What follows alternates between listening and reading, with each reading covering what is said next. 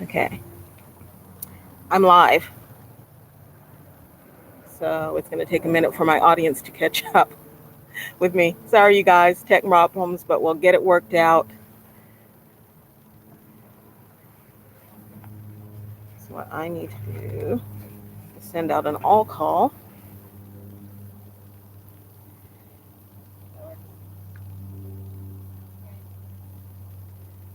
Okay, got it? Can you hear me? Okay. Okay, then I'm not.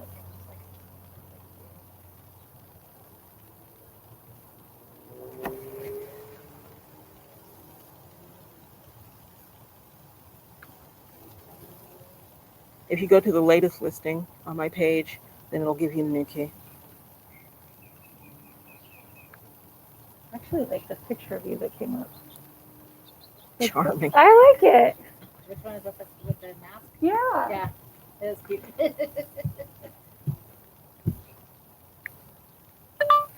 Go to Aperitif Concerts 2. That will give you the new key.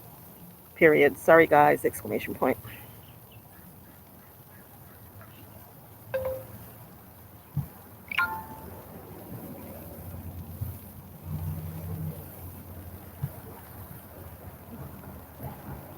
Okay.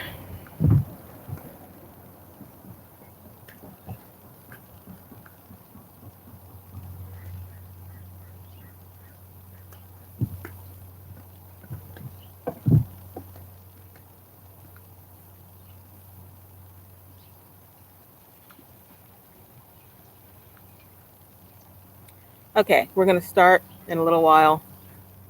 You see if I can get the rest of my folks to where it is they need to be.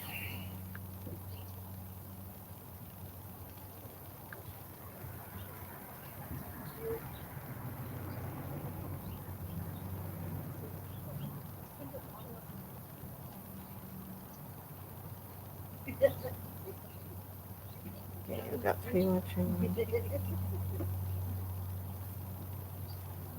Firing is being produced right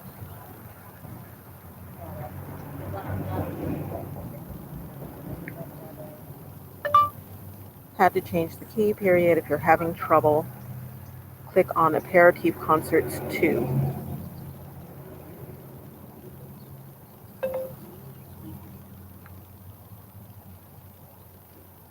Hello. Hello.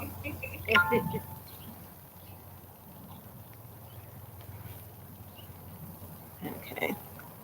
So, ladies and gentlemen, a couple of tech problems.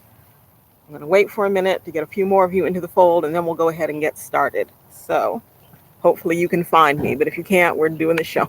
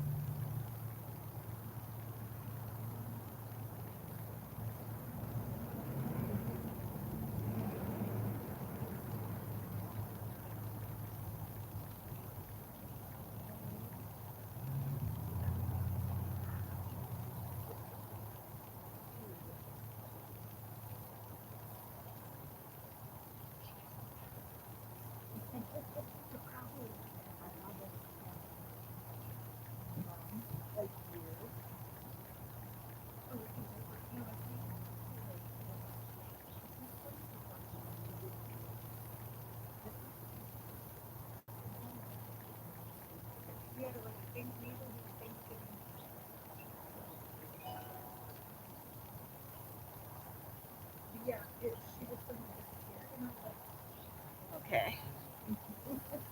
So I see that y'all are getting the word. This is a good thing. Against policy, for those of you who know me, I have my cell phone. So if you can't get through, I'll answer you. Send me a text.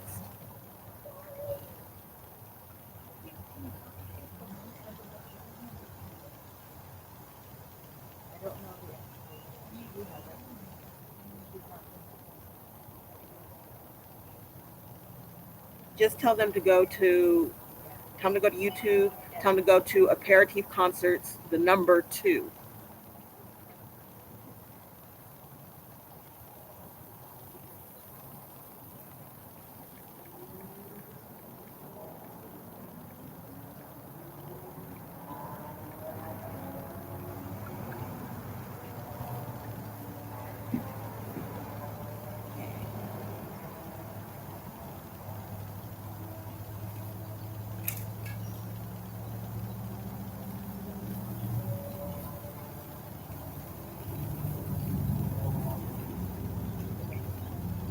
Hey, Angel.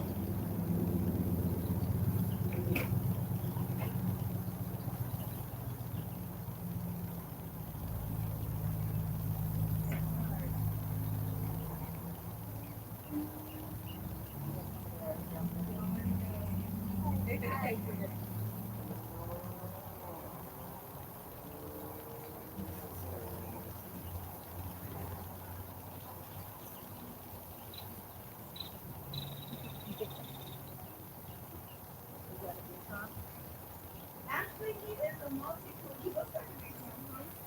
My brother used to have multi-tool. Yeah, I had a big tool when I was a kid, and he reminds me so much of my other dog, Snowball. He even acts like him. But he's supposed to be smooth. He doesn't look like no, that's definitely. When he got older, I was like, you look like a multi-snap. Yeah, he's got a pictures of that, and they're like 99.9% chance he's a multi-tool. Yeah. I haven't done like genetic testing on them. Yeah. He's cute. He's cute though.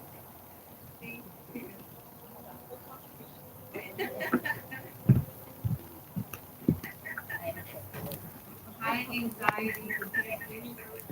High anxiety. Well, the picture looks good. Okay. We'll give it a few minutes. You look fancy for Sunday. For birthday. I'm sorry, I should have put more effort in my outfit, but Girl, please. I've been up with the calls. You're in your front yard trying to be comfortable. I don't care. I mean, first, thank you, sweetie. First of all, since we're not scanning the yard, it's not like anybody can see. It's true.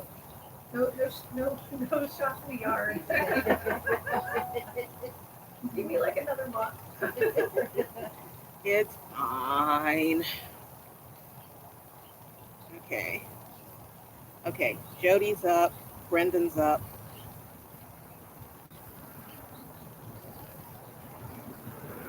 Tricia should be up.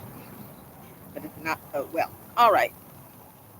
5 more minutes. We're going to get started. So, Angel, you can get naked at this point if you want to. It's a little chilly, but actually, this is the best. Just ain't so fun. do you, okay? I came out this morning and it was like sunny, and I was like, what else can I Eat ice to me. There was cake and frozen yogurt in the offing here, so y'all need to not be messing with me right now. And I told Shane I want all 62 candles on the cake. I don't care. It's gonna be great. Yeah, thank you. Because my other friends were like, ooh, damn, I hope that's a controlled burn, fire hazard. Thank you, Chrissy. I appreciate that. I even have, since I can't blow the candles out, we got this number right here. I have prepped. I'm worried about the wind for the candles blow. Yeah, I don't think there's gonna be any wind. I feel a breeze picking up. Yeah, every so often. Look, right there. I'm not, okay, whatever it is y'all are feeling, I am not feeling, so I don't. It's because you're closer to the house, I think. Yeah, probably. And sheltered. Yeah. Like, right when she said it, it's a little breezy. Yeah. Okay. Yeah, they said they're doing it right now, and I didn't know, and all of a sudden, I thought they just because I saw the turn for the windows, and the next one they're going to be moved. So, but they're moving back.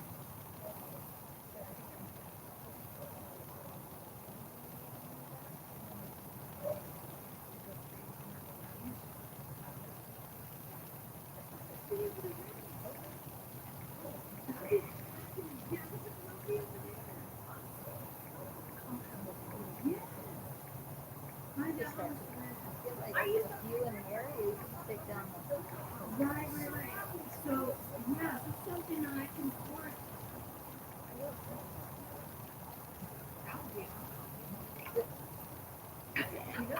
We're out here plotting over here. It's been the goal the whole time. Yeah, but if you keep the land on the outside of the house, I just prefer so much RV is permanent. You know, the building septic.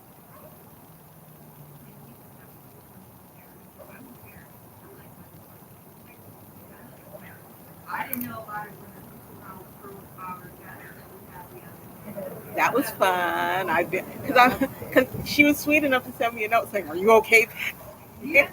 And I had been thinking at the same time, okay, she's not down to the ground stable. See, this could get real ugly real fast. Right.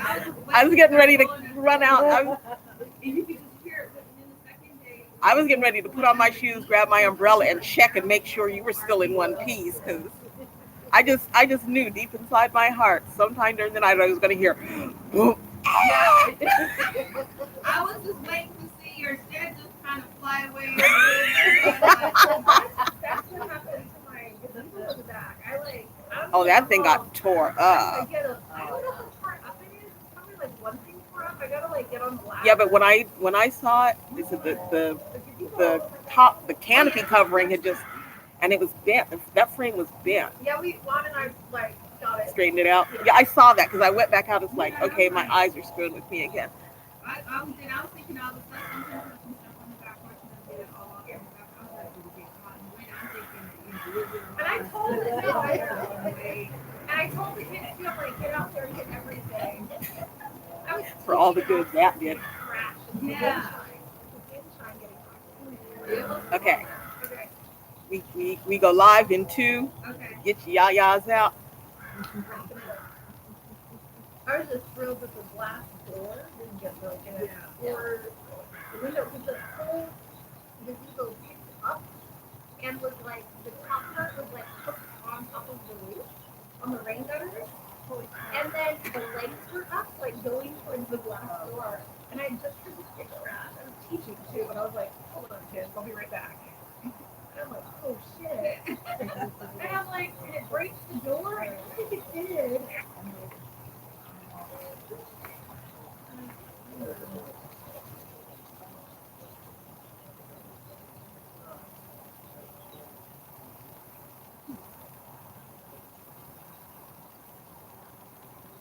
Just praying for inspiration. Don't mind.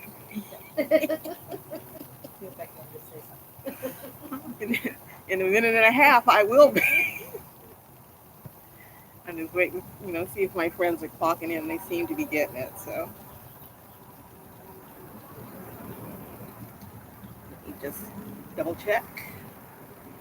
Make sure the microphone on this is all the way up.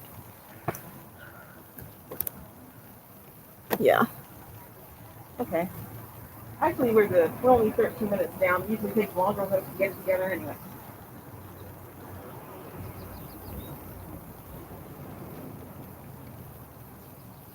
Let's see if we get 3 UPS deliveries and a cement truck going by with the sweet. UPS, maybe not. I'm thinking the recycle guys. Oh my god, it's just crazy. What are the show she's doing? All of a sudden, monster trucks are all in the front yard doing like 2 different UPS deliveries. Trucks that both beat. And we're close to the end of the show, so I'm sitting here and I'm like, okay, so that one went down this way. It's like, okay, wait a few minutes. Comes back up this way and stops at every single house, which they never do. So I'm like, okay, we're good. Just getting ready to start again. Green recycle truck right across the street. This was the last show? This was show before last, I think. And then UPS decided apparently 5:30 is when they deliver everything. Because I couldn't get a word out of my mouth without somebody in a UPS truck stopping. And then one guy literally walked up. Oh, and then somebody delivered the plans. I was supposed to look at some on a planning committee. It's So he walks up and he's like, right, and it's like, we're not talking. She's clearly performing. Just leave the shit go. It was the same with the UPS. It's no different than the guy and I'm like, just leave. It's no different than the guy I told you about who walked right literally into the middle of a show. Yes. I was we're downtown, we're at this bar grill sort of a thing. Not a whole lot of space between me and the audience, and the door is right here. Now most people will walk in, they'll see somebody's on stage, they'll stop, and then they'll go on. This guy was lit. Okay, so his friends come in and they stop, and then I end whatever I'm doing and I smile and they go, and he stands there, and I start my next poem because he's not moving, and he decides in the middle of the poem, oh, she's having a conversation with me. So he starts talking to me about the poem, and I'm like, excuse me, I'm in the middle of a show. Oh, you're a performer? Yeah, I'm kind of doing that now, and I'm in the middle of a show. I was in the middle of a poem, actually. So he's like, oh, okay, cool, cool, cool. And then he says, I hand to God, he says, can I hear a poem? So it gets better. So I'm like, I'll just go ahead and, get back into what I was doing. The audience in the meantime is like laughing their butts off. So I go ahead and I start the poem again, and he thinks I'm talking, oh, chocolate? I like chocolate too. Can you? I'm like, dude. And it's so funny. His friends on the other side with their like, people know who we are. Oh my God, we'll never be able to come back to this bar again. Okay, microphone on. We are officially glasses too, since I can't see what I'm doing. We are officially live. Let me hear some noise, people. There you go. Okay. Sorry for the confusion. Y'all know me and technology. Stuff happens. But this is my birthday show. I am 62, and I'm warning you right now, for those of you out in YouTube land, the first person who says, how many years young are you, is going to get throat punched, okay? 62 years old, people. I earned this, okay?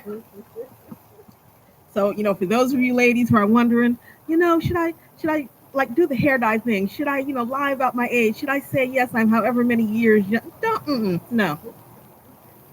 Just do you, okay? My advice for the millennium. This is also a fundraiser for my good friend Shane Parmley, who is running for District 79 for State Assembly. Now, there's a whole lot that I could say about this person. I'm only laughing because she started laughing. There's a lot that I can say about this person. What I will tell you is this is one of the hardest working people I have ever met in my life. She doesn't just talk the talk, she walks. She's out in the community. She's involved with her kids. What needs to be done gets done. So if you're looking for a place to put your vote, that's where it goes. Because we're past the photo op politicians. We need people who are going to do the work, and this person will do the work. So those are a small crowd, but I don't care. Give it up one time for Mick Shane Parmley, who will be up here at some point to address you her very own self. However, that being said, it's my birthday. So we're going to go ahead and do a couple of poems here. I had no set agenda. You are, however, getting one premiere, because I wouldn't feel right if you didn't, get at least one premiere. But the rest of these are poems that pretty much encompass, the last 10, 12 years. So we've got an array going here. Live audience. Y'all know the rules. I need noise. I need amens. I need hallelujahs. You know how this works. And no titles, because I'm not playing with that. White glove wearing, sipping tea. The ladies our mothers raised us to be. Hair did, legs crossed, skirts below the knee. My sisters, we be proper. Nutmeg, sip champagne, cross town. Chitlins and collards were pretty brown. Business girl, true ebony, just laying it down. Gold mellow, burnt cedar, beige copper. In the club, booty popping, raw as hell. Next morning, we got tales to tell. Who went home with him and who landed in jail. My sisters, we be jamming. Mini dashiki, heels and boots, Chanel and Tommy girl, handmade suits, clothes that flash our legs and roots. Our fashion sense be slamming. Brunette, brownette, blonde and red, perm afro, braided, beaded dreads, girl either shave it or grease that nappy head. My sisters, we do our hair. Say your man do his doing till the sun fall out the sky. Make you holler till you hungry, make you scream and sweat and cry, but you catch him double dipping, slam that door and holler, bye. Cause my sisters, we do not share. Vanilla, almonds, jasmine rose, magnolias and sugar from our head to toes, mango, linden flower scent our skin and clothes. My sisters, we are delicious. Can't believe what just got told. Better back it up, heifer, slow your roll. I'll whip butt till it can't swing no more. My sisters can be vicious. Abandoned mothers, broke and blue, crackhead hoes without a clue. Grandma warning, don't make me come see about you. Ain't all good, but we keep on praying. Dark and skinny, light and thick. Can't stand no man with a little sense of his own worth and responsibilities, not working and living in his mama's basement. My sisters don't be playing. Light the incense, sing the praise, kneel in silence all your days. Bible, Koran, Talmud learn. God takes his tithe in time and tears. Our hearts will break, but our faith will burn. Like fool, go holler and shout, Beatrice, who you calling out? I'll get Vaseline and take my earrings out, and my sisters, we be banging. Yay, we loud. Yay, we proud. Yeah, we stand out in a crowd. Some might get the nerve to call us rowdy. My sisters, we just be hanging. Every man on the planet want to be our man. From Jamaica Queens to Pakistan, multi-millionaires to the garbage man, my ladies, we are admired. We can't be quiet, won't be tamed. You better not call us out our name. We might love the players, but we hate the games. We're not things to be acquired. Still judging just off what you see. Look, you do you, and I'll do me. We can't be labeled that easily, my sisters. We just be. We be.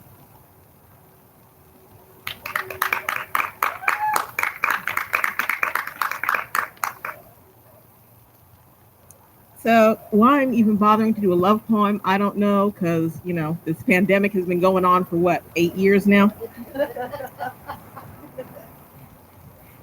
And the only love life that I have going on right now is me and sea salt, taco chips. So, but we're going to do one just so, I keep my edge and I don't forget.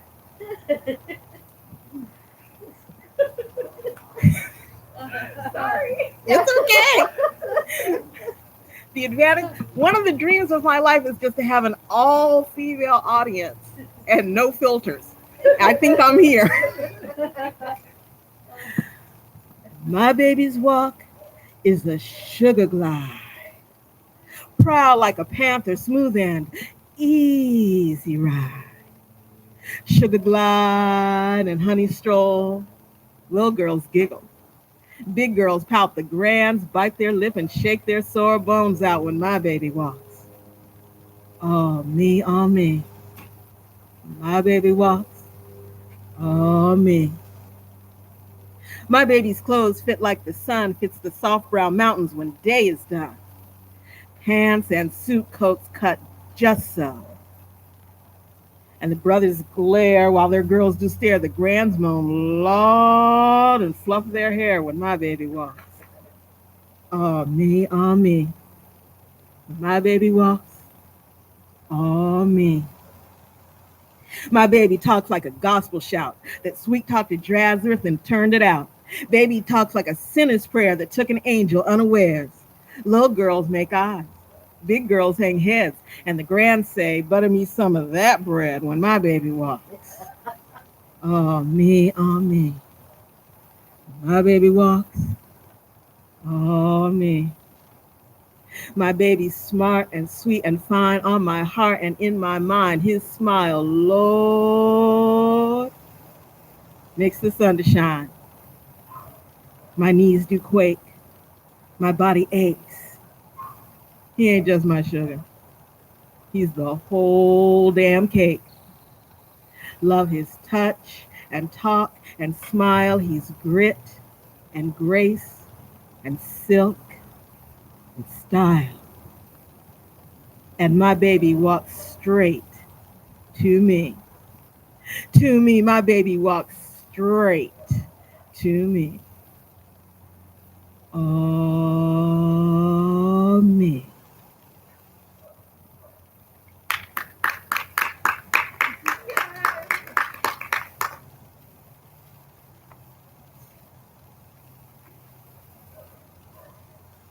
Yeah, we got a whole thing going on love poems here because, ran out of taco chips.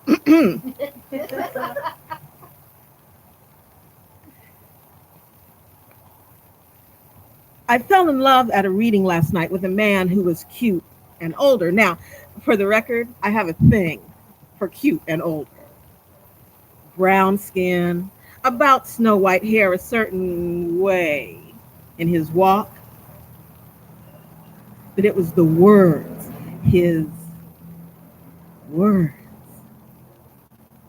See, I fell in love last night with a man who played his language like a lover. Instead of throwing his words out like some angry pimp sending his cold, worn out hoe onto the street corner for that last $50 and don't you come back without it neither,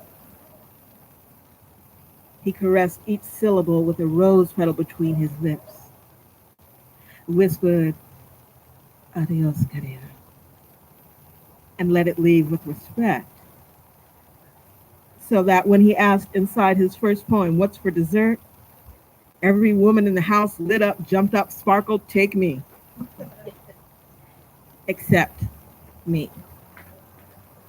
I just smiled and blushed and felt that old familiar ache in my heartbeat that is always the prelude to my passions. I did.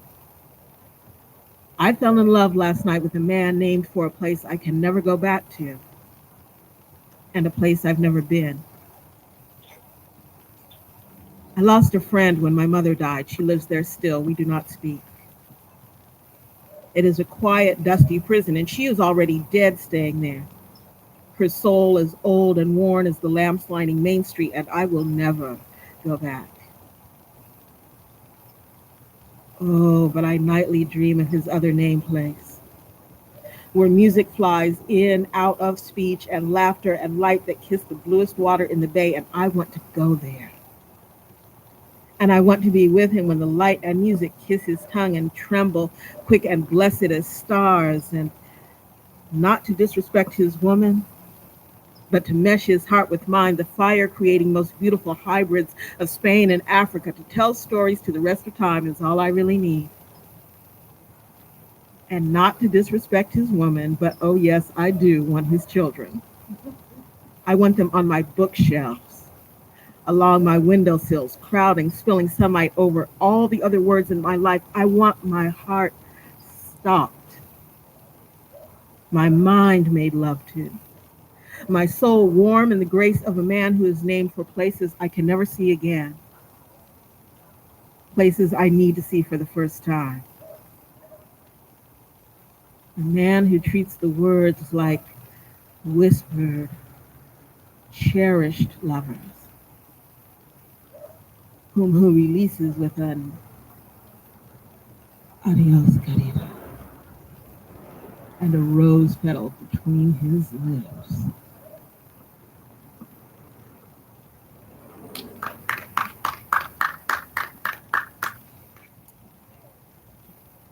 So I thought, and I thought, and I thought,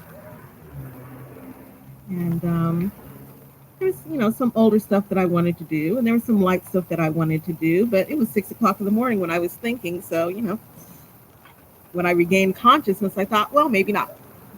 So this one is actually the next two are part of the book that I keep threatening you guys with called Lovely and Suffering. Book will be finished March the 15th because that's when all this nonsense started.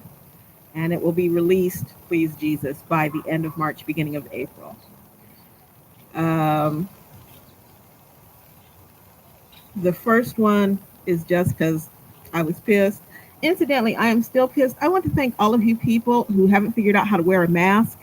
because I should be doing this show live from Argentina, but we ain't gonna go there right now. Yeah, you'll be hearing about it poetically later down the road. There was no running to sterilize, isolate, wash your hands, wash your hands, wash your hands when the AIDS virus swept through Africa and threatened to decimate an entire people. Where was all this concern for cleanliness when the Cohen family flooded the ghetto with opioids? Because that didn't become important until white folks were affected. And then it became a crisis of mass proportion. You think Dare and Just Say No would have been in effect had it just been Freddie who was dead? No. See, Chad and Muffy had to shoot, pop, sniff before it got to be an issue. Let me tell you what.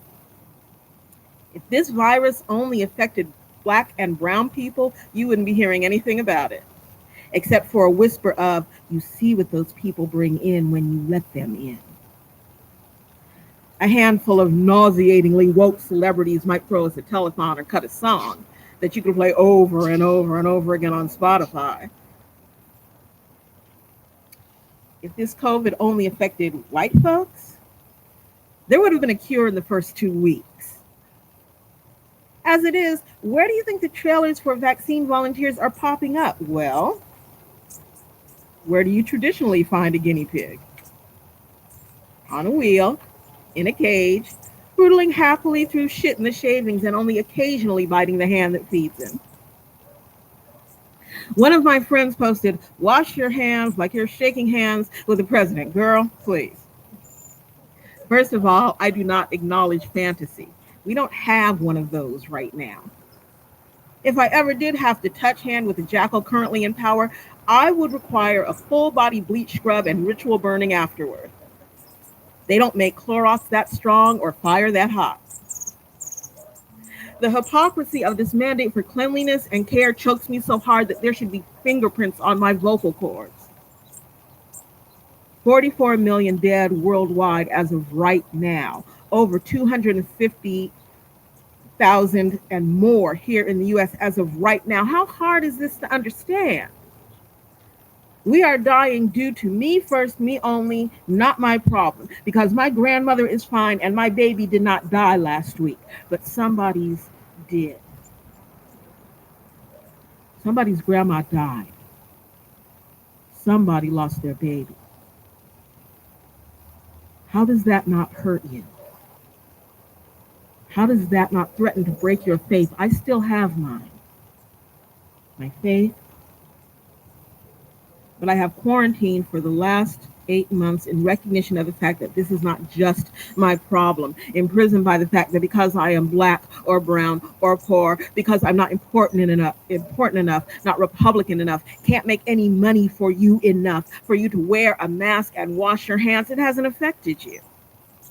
It's just a cause to complain, whine about inconvenience, whine about a liberty and rights that, by the way, are not being threatened. We're not important enough. We're just not important enough for you to wash your hands, wash your hands, wash your hands, unless you're washing them of our lives.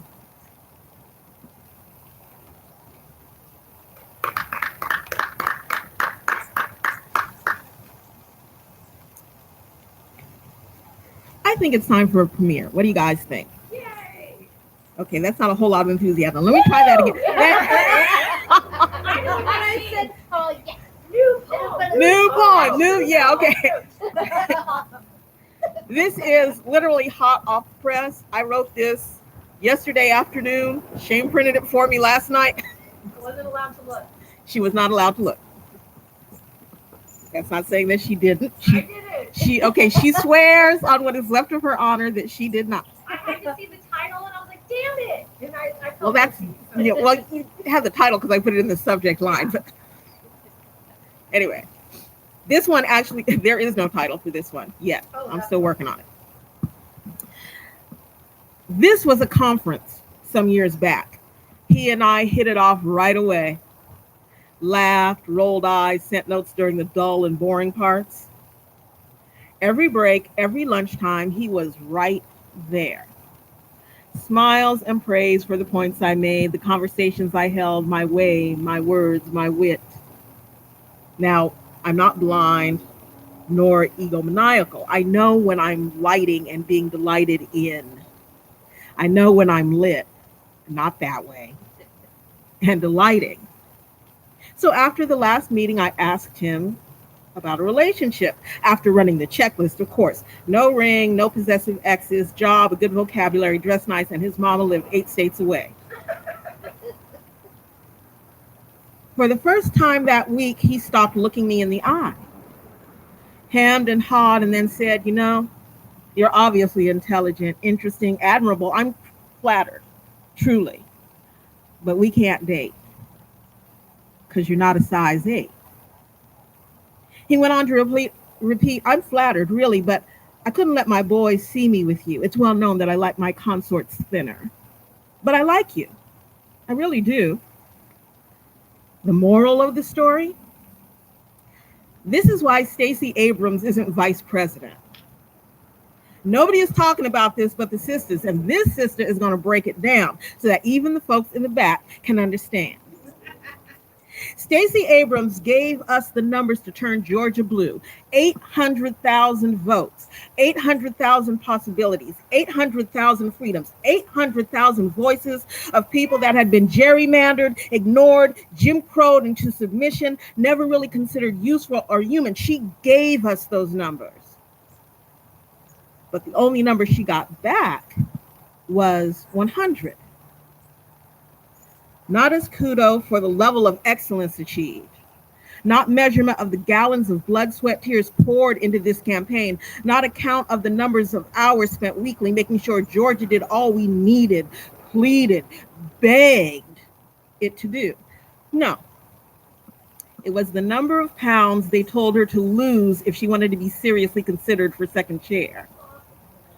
Don't get me wrong, this is not a diatribe against thin women, light-skinned women, or women with what my grandmama used to call good hair. In the words of my street cousins, girl, I ain't mad at you. This is about a woman of accomplishment, of moment of power who, regardless of all that cred, is defined by her body shape. And yes, social politics say it's wrong. And 10 out of 10 folks will deny and take offense and say, of course, it doesn't matter to them. But that 100 has a lot to do with why Kamala Harris is in the White House. Instead of this woman who literally just helped save the free world. It's not as if we haven't been told, don't know better. Let me run it for you again. We know the truth. Society has got to stop equating weight with morality. Stop equating weight with beauty. Stop equating weight with how effective or intelligent one is. Just stop. By the way, this social phenomenon is restricted almost exclusively to women and zeroes in on women of color. And now that we've brought it up, let's talk about the color of her skin. It's too dark, they whispered behind closed doors. She's good for the field and the kitchens, but don't put her in the parlor lest she scare the white folks away. And yes, that is exactly what that means. Sis can't pass the blue vein test. Blacker the berry, sweeter the juice, be damned. On the national stage, it's still, if you dark black, get back to the kitchen, to the field, to the places where you might be heard but can't be seen. They said, she's got that mammy look. Oh, Lord, not the mammy look. Because in between that and her hair, yes, her curly, natural, probably hard to deal with sometimes hair, she never had a chance. And last but not least, the gap in her teeth. In East Africa, it's considered a sign of luck, but here, it's mostly seen as an embarrassment or a sign of poor hygiene or neglectful parents or an impoverished childhood and just general poverty, which almost certainly signals a shaky moral compass. And you might be laughing, but there are studies showing that there are people who equate poverty with less than sterling morality. The elephant in the tea room is this country's ongoing love affair with telling people, especially women people, how they need to look if they want to get anywhere, if they want to be seen, if they want to be valued or of value. It's supposed to have gone away by now. It hasn't. It didn't. It won't. This woman didn't just deliver an entire state to Biden on a silver platter, ribbons pressed and curled. She sent a message to that deposed idiot that said, boy, you need to stay out of our house. Don't ever come down to Georgia because the sisters are waiting on you. For the uninformed, it is never a good thing when the sisters are waiting on you. But she is too fat, too black, too direct, destined to discomfit the white folks. So America will do what America does. Use her, field hand, take what she makes, house Negro, let her clean your messes, raise up your neglected children, mammy, then lay up in the bed with her if you're desperate or it's convenient. But when it comes time to pay her back for her time, brilliance, and dedication, when it comes time to pay your debt and give her the world that she has earned, there's a lot of throat clearing and because why and not looking anywhere but down to the floor or up at the sky. She gets some worn and tired, let's give her roses now stickers, and the dangling promise of governor, about which I have my doubts. Yes, she is fascinating. And yes, you're flattered. Forget flattered. You should be on your knees in gratitude. This woman kept us out of certain hell. The praise will be more the praise you give a good servant, not an equal partner. The praise you give an asset, not a necessity. You like her a lot, but what will your boys say? Let's be real.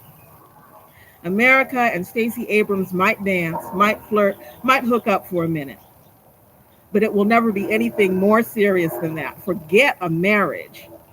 They can't even date. She's much too black. And she's not a size 8.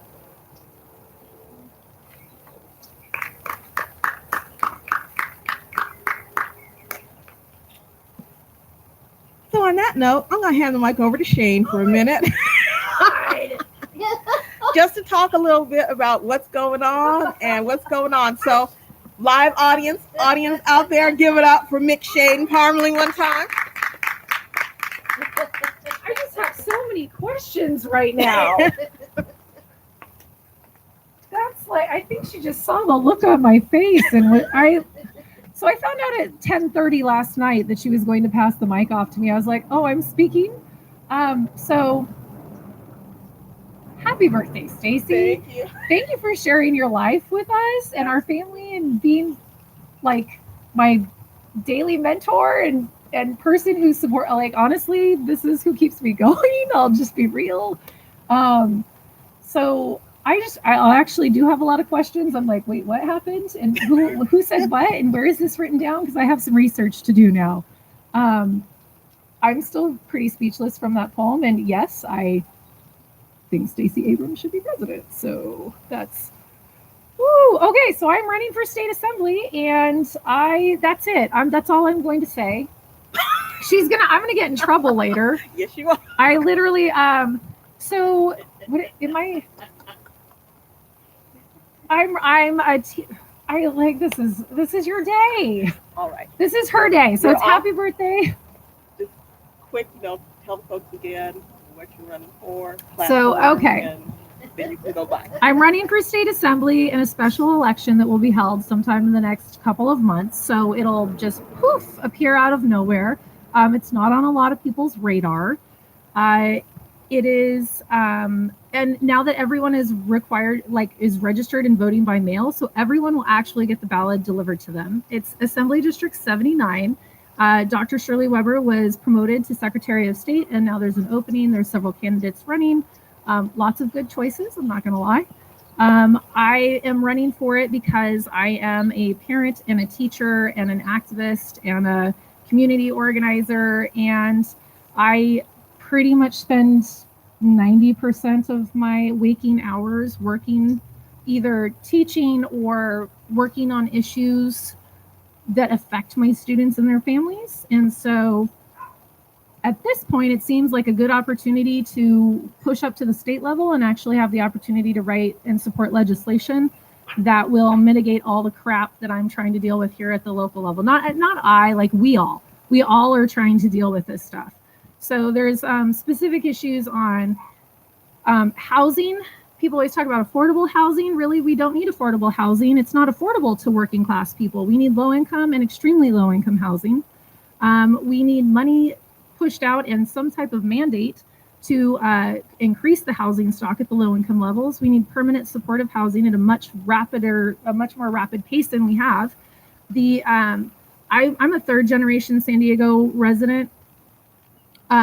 We saw the if you've been here, you saw the homelessness population explode during the recession, and it never lessened.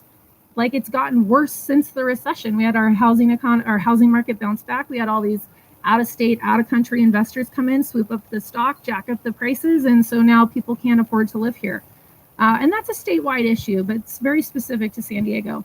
So we have, working people living in their cars.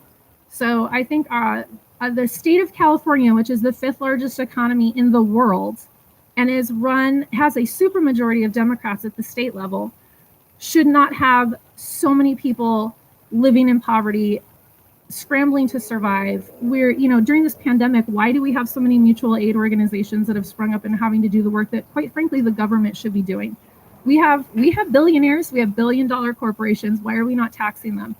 Call it the sunshine tax. So I'm not taking corporate money, like they would donate to me.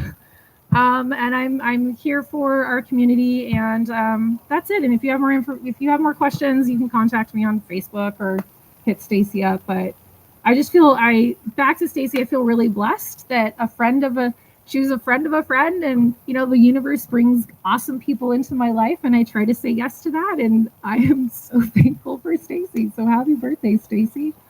Happy birthday.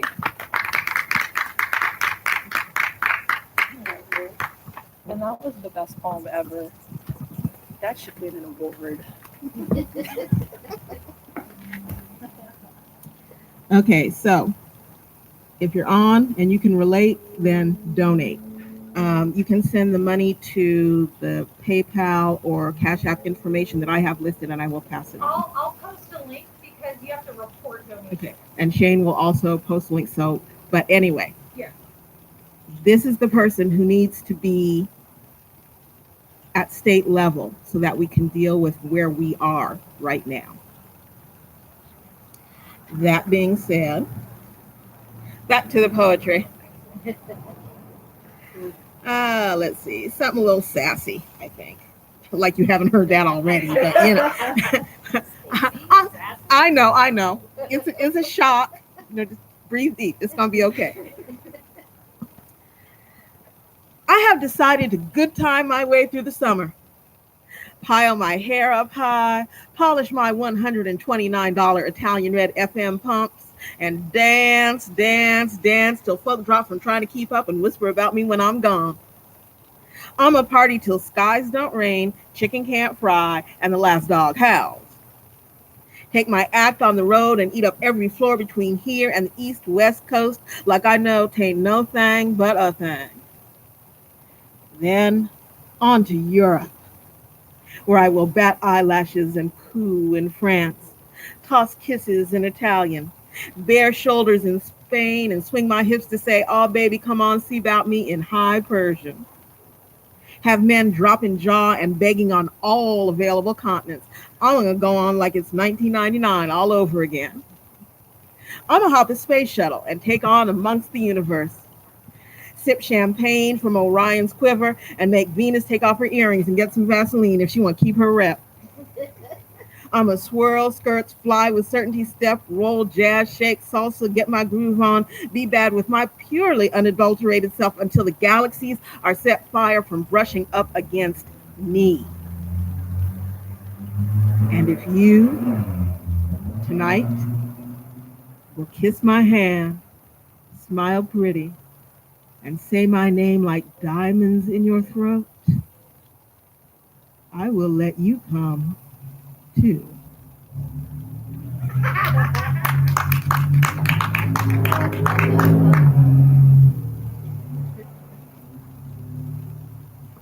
So the next two I wrote for Shane's friend and my friend Brenda. whose last name I'm going to jack up if I try and pronounce it, even though she sent me the phonetic pronunciation. So tell me again. Aguirre. Aguirre. For Brenda Aguirre. Okay, so this is, I had written, she had posted something on her wall, and I wrote her and said, one of these days I'm going to write you a poem called Karen, Your Mammy Done Left the Building. I can't remember what triggered it, but she woke up a couple of months later with that poem by that title in her inbox. So having finished this one, I'm, going merrily along because we all remember just how much fun last summer was. And she posted something else, and I'm like, ding, we need a part 2. So this is Karen, Your Mammy Done Left the Building, part 1 and part 2.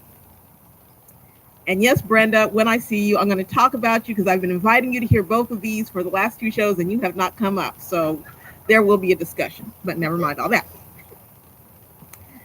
Step 1, make it all about you. Step 2, do your best to justify your ignorance, action, lack thereof, or faux pas. Step 3, cry. It's supposed to make me feel bad. I am so tired. Step 4, get defensive. Step 5, self-deprecate just a little. Step 6, cry again. Let your voice go up half an octave. The cell will be stronger. Not more convincing, just more noticeable. I am so tired. After all, this is all about creating tensions and getting even more attention, right? Step 7, use the code words. I'm sorry, I skipped a page. Sorry about that, Brenda. I'm standing here screwing up your poem.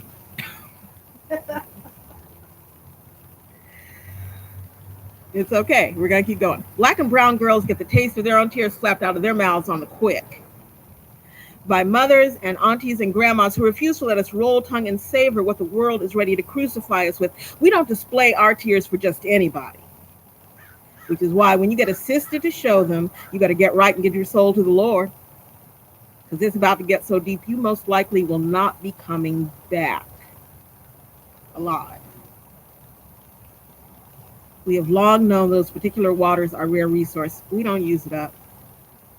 We don't drag it out for every day. Y'all are wasteful, disrespectful, and ignorant. Splashing those tears about wasting them on nobody cares, and shut that noise up. I can't be a sister to somebody who cries over a word or an unfulfilled wish or evidence that she is weak and wrong and not getting her way. I can't be kin to somebody who so carelessly weaponizes what I had to bleed out for the right to own. Last step, hear me, hear us, hear the voice of every Black and brown sister who has done time in person, in emotion, hearts operating on maybe. Hearts we've had to patch with prayer and pain and too many promises. Last step, hear us. Don't nobody care if y'all cry. My sisters and I are too busy using our handkerchiefs to bind the wounds of the world. We have neither the time nor the inclination to wipe your faces.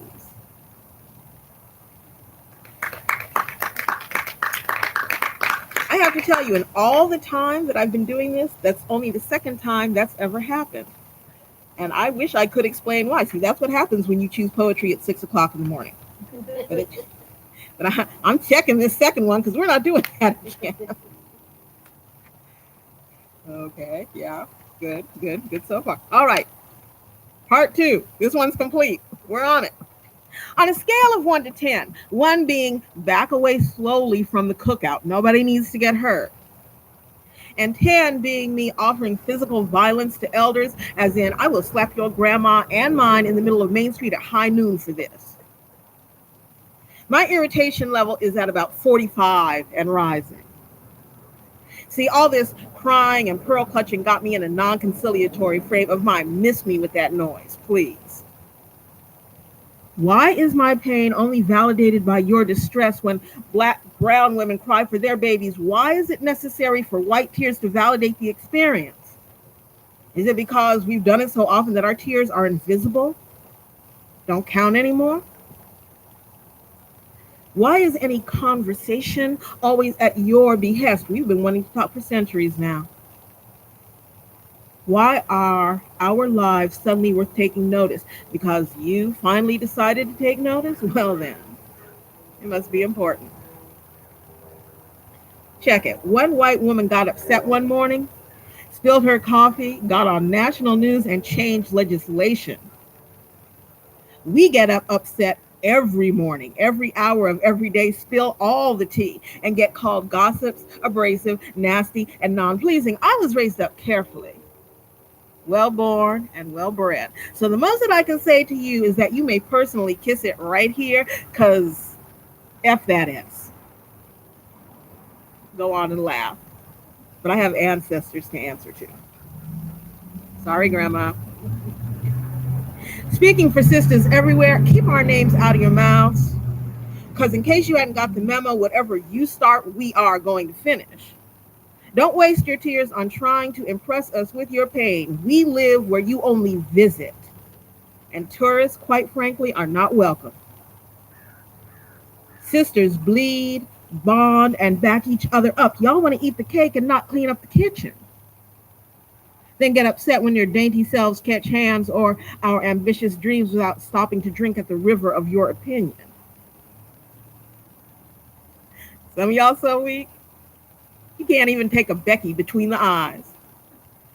Can't get hit with the truth without crying about your stress level. Keep self-importantly screaming, you're the one making it about race.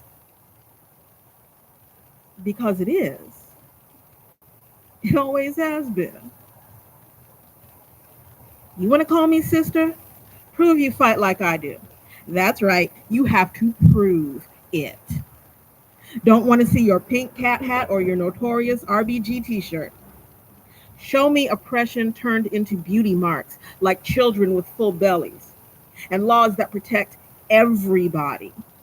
Show me relationships full of truth, not convenient. Show me your soul's tears hit the earth and birth renewable energies, like gold and water and real love. You want to call me your sister? Listen to me. Stop using me. Celebrate who I am without making me use your mirror. Back me up, honor and sing my songs too. Stop trying to be me when it suits or is fashionable. Just be real. Just do you. Okay? And if that sounds like too much, well, let's just put it this way.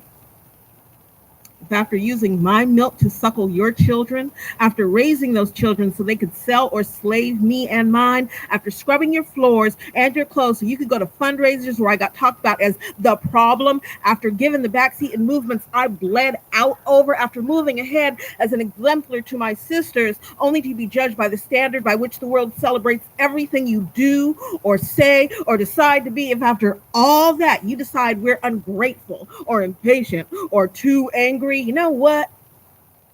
You may personally, can unreservedly kiss it right here. Because F that is. Sorry, Grandma.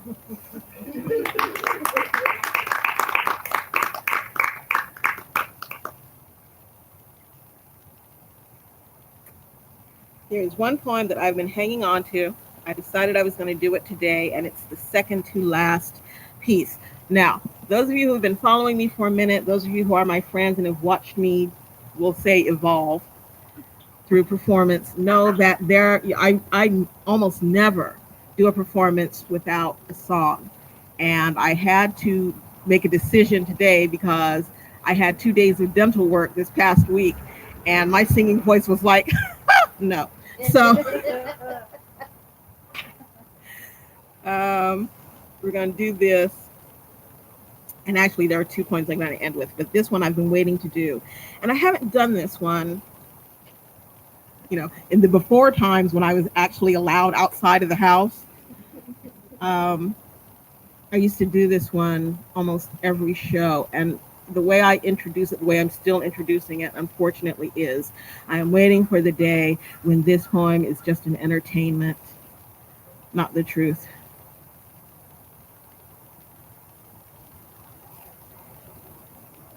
Girl, let me tell you something. In those days, your grandmama was it. Used to be working all day at the sewing shop and then at night ran the streets dancing, dancing. Yeah, that's all that was ever on my mind. Child, I would have my hair curled and pushed up and back, skirt tight and slit like we used to do. Just shaking the thing, getting loud and finger popping. Oh, yes. Folk just used to be looking at me show out. I used to turn around and ask him, also, Diddy, what's the matter? Ain't y'all never seen nobody party before? Just daring somebody to call me out my name. See, I was Chino's lady then. Chino Williams. Fine. With a walk just so sweet. Little pencil mustache and wavy curl in his head like the fellas used to do. Honey, don't you know when Chino smiled that pretty smile he had, colored girls for blocks like to fall down and die. As I say, folk did not dare to mess with me when I was out alone. Every now and again, some fool take it into his head, try and jive his way between my legs. I just look him up and down and say, well, talk is cheap. And you about the most inexpensive Negro I have ever seen. Once or twice they got belligerent, but somebody would tap their shoulder and whisper, man, that's some of Chino Williams folks. You don't want to go messing with that. Every once in a while, not taking a hint, a boy would keep on. I just smile and say later, letting him act a fool, because it always got back to Chino. And a day or two later, you'd hear tell about some serious beating going on. Yeah, man. Some fool called himself being bold with Chino's girl. Me and him, we used to go out every Saturday night, off to the Tower Top Ballroom, off on Getty and 63rd. Him just as fine in his sky blue zoot suit, black velvet brim, just so. And me with a gardenia in my hair, not a real one. Some cloth made up thing. And it made me feel so different, like I was somebody's Billie Holiday or somebody like that. We would dance, do contests sometimes. We was pretty good even for back then. And then Chino would walk me home, whispered all that sweet stuff he did when we was by ourselves.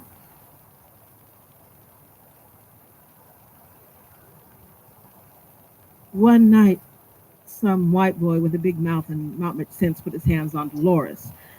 That was Chino's sister. Word came round. Chino didn't usually concern himself with white folks, but this was his blood. This was his sister. So we went. And he told the white boy that to keep the hell away from Dolores. Because there was no need for her to put up with that. He never laid a hand on that boy. He just told him. He just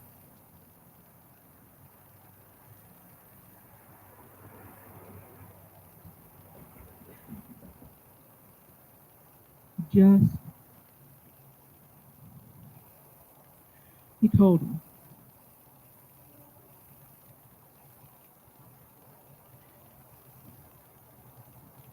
I need for you to understand. He just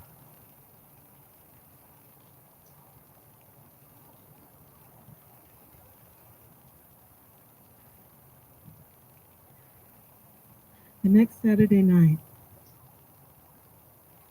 Chino was on his way to get me and a car pulled him over.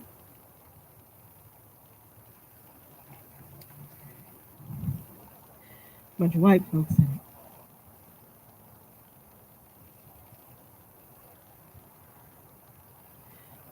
When I got down to the hospital, there was stains, blood.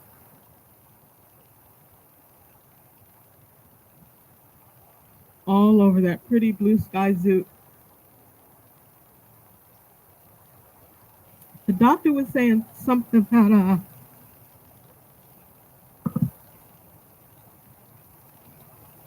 multiple stab wounds.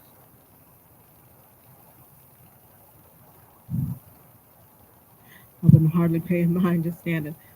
I remember it hear me here the man was dying and still hanging on to that brim. Can't nothing make a black man let go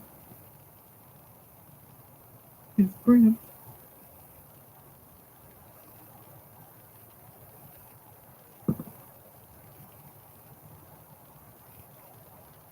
He smiled at me. He said, "Baby, don't you forget, you Tino Williams, baby."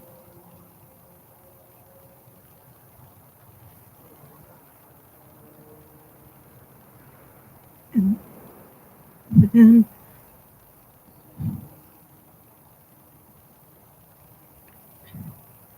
I was just there.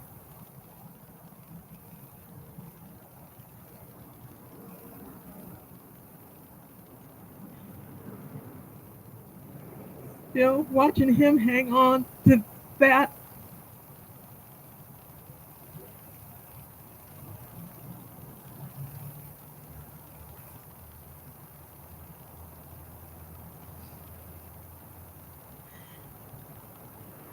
Dolores, she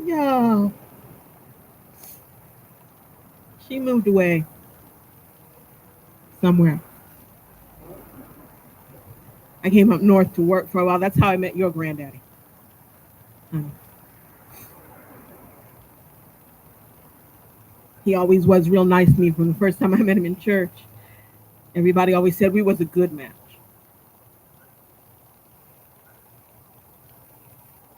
He always did provide.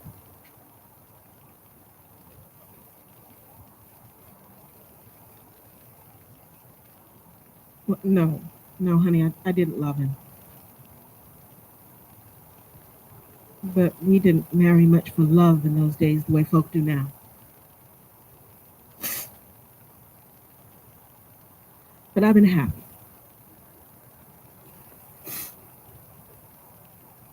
I've been happy.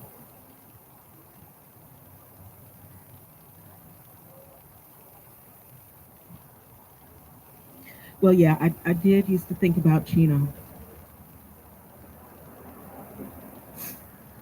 sometimes.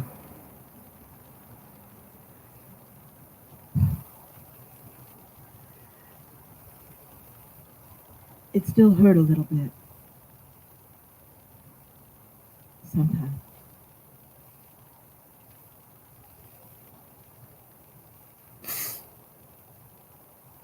Kind of miss those days, you know? Because I'll tell you, girl, your grandma, oh,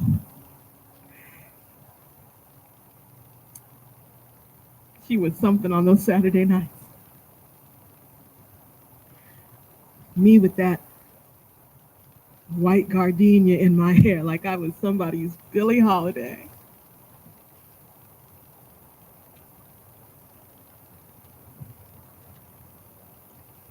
Or somebody like that.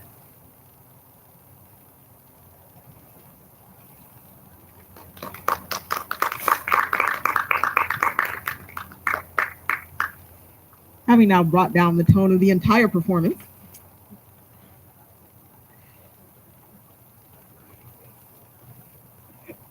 thank you, sweetheart. I know. Every time. Every time.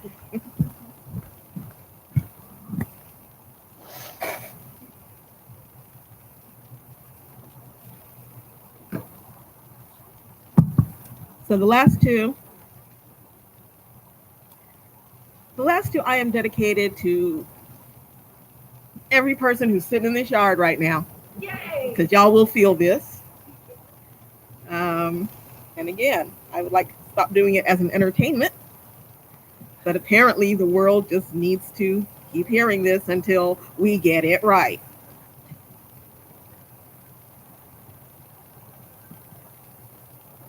A butterfly trembled along the edge of my finger. I will get in trouble for this poem because so many people are so invested in me bearing the standard of my culture and gender, including me.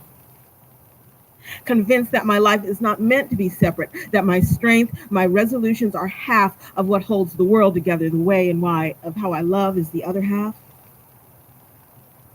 A Cassandra birthed by perseverance, attitude, and the lyricism of a million different promises, I do not have the luxury of saying no thank you. And if the battle sounds ceaseless and unending, that's because it is.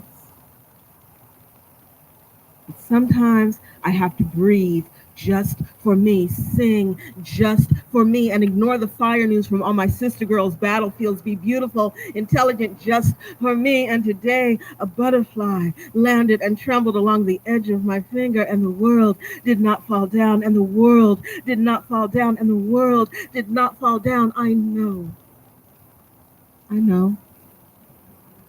I know I should be fighting, praying, working. I understand what I owe my life as a Black woman. I understand the call in my blood cord, gospel-stained windows and pews washed in sunlight and salvation. I know I owe my career, my life to the women who knelt in those pews or ones like them after a day of being on their knees, feeding their children, patting their backs, thighs, and shoulders so that that sack of groceries did not cut and shave, so that that child had one soft place to lay down their head, so that they could relieve the ache of holding up the sky and half the world every now and again. Lord, I know there is a debt to be honored. I know.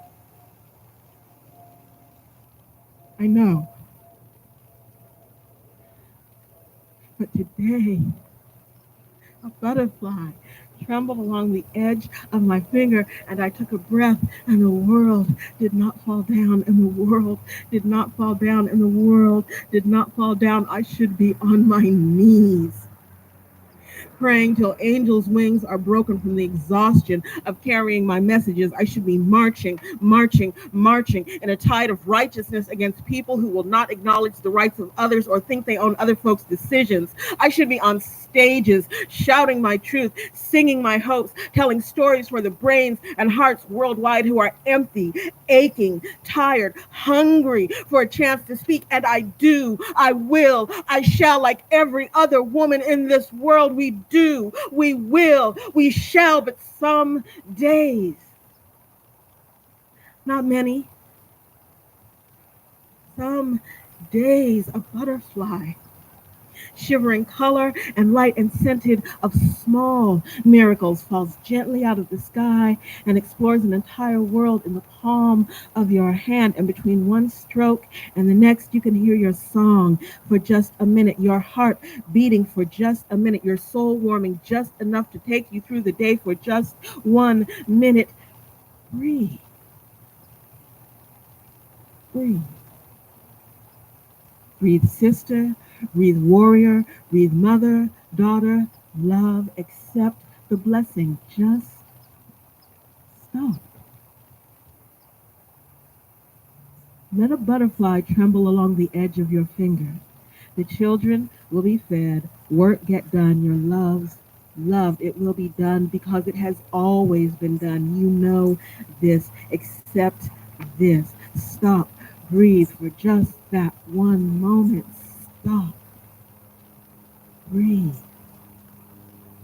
And the world will not fall down, and the world will not fall down, and the world will not fall down.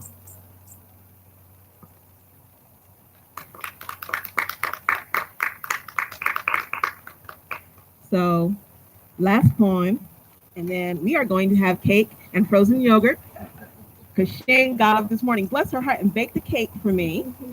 I bought the frozen yogurt 2 days ago because I can't do ice cream. That's neither here nor there.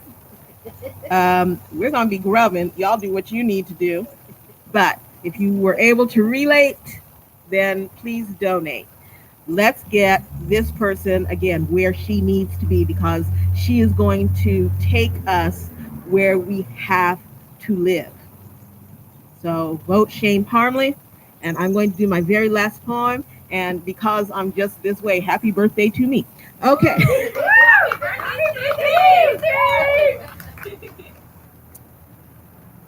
The usual question is why?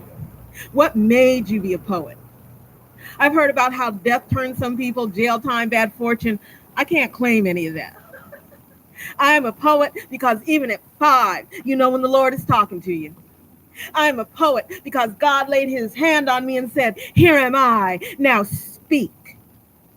So if you hear something in this poem you know and believe, say amen. If you hear something you don't know but want to believe, sing well. And if you don't know and can't believe, then tip your waiter and prove you voted Trump the hell out of office so you will have done something useful with your sorry self. I am a poet because love laid its light on my parents' marriage. They held each other's hearts like jewels, polished with 5 girls, money problems, fights, and good times, so that when my mother said no to the chemo, no to the surgery, no to the cancer, she died smiling in my father's arms. I am a poet because every 7 seconds a woman is raped, because every 2 minutes a child is molested, because every half hour somebody dies alone.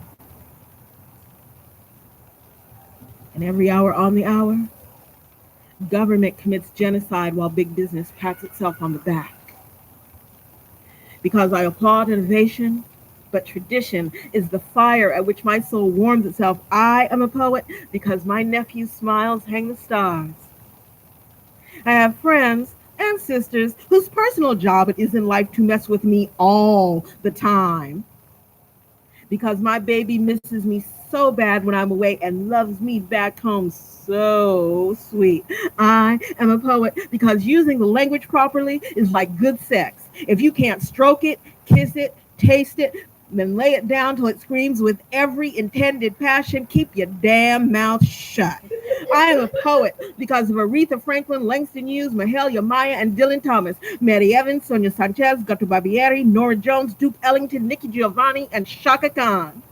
Because of Alexander Dumas, Père et Fils, Raymond Chandler, Tina Marie, and Johann Sebastian Bach. I am a poet because when Smokey sang, "Let me be the clock for the time of your life," every woman in the world said, "Tick tock, baby." I am a poet because when I was wrong, my parents did not medicate, therapy, or offer alternative behaviors. They smacked my hand, whipped my butt, and made me hold my head up to say, "I'm sorry." I am a poet because I am a Black woman in a white world whose prayers to the ancestors bring down fire from the sky that I kiss into the diamonds I want to hang in your ears, because the words retard, fag, slut, nigga bitch are still accepted and recognized parts of conversation. I am a poet because Sacagawea got jacked up on the gold dollar, Cleopatra was a sister, and because rejecting European standards of beauty, I roll out every morning so damn fine that I am illegal in all 50 states and most of the U.S. territories. I am a poet because I know God, because I know he laid his hand on me and said, "Here am I. Now speak."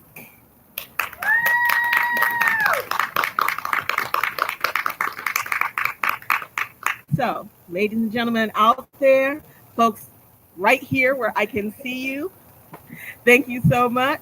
I'm going to be partying all year long. This was just the official start. So thank you for coming. Donate if you can. Hope you could relate to at least some of this, if not all of this. And as I end every single one of these performances that I've been doing since the pandemic hit, I love you all, and I hope to never see you again under these circumstances. Take it light, y'all. Happy birthday, Stacey!